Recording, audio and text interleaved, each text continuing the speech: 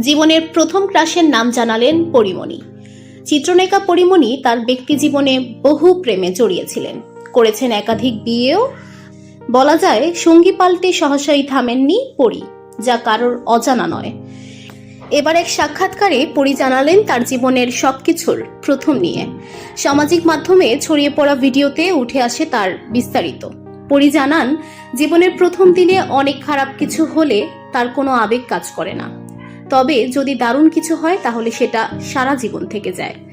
এ সময় পরীর কাছে তার প্রথম ক্রাশ, প্রথম প্রেম, প্রথম আয়, প্রথম ছবি মুক্তি পাওয়ার অনুভূতি সহ নানান কিছু জিজ্ঞাসা করা হয়। প্রায় সব প্রশ্নের উত্তর তখন অকপটে দেন পরীমণি।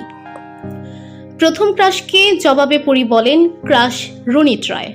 বলে রাখা ভালো, পরীমণি সেই রণিত রায়ের কথাই হয়তো উল্লেখ করেছেন, যিনি একজন ভারতীয় অভিনেতা, আদালত সিরিজের কেডি পাঠক হিসেবেও যার পরিচিতি রয়েছে। এরপর প্রথম প্রেম কবে এসেছিল জানতে চাওয়া হলে পরী বলেন 2014। এই সময় পরীর বয়স কত ছিল এ প্রসঙ্গ এড়িয়ে যান তিনি। তিনি বলেন, এটা তো হিসেব করে বলতে হবে।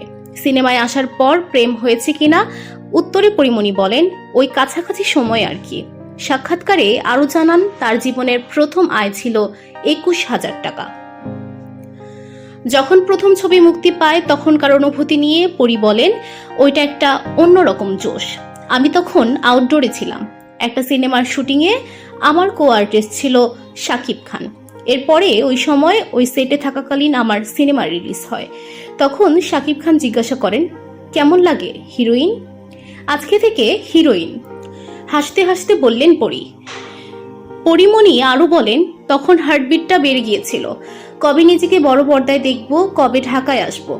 সব মিলিয়ে একরকম ভালো লাগা, একরকম এক্সাইটমেন্ট, একরকম নার্ভাসনেস, এই তো। VOD Bangla news desk.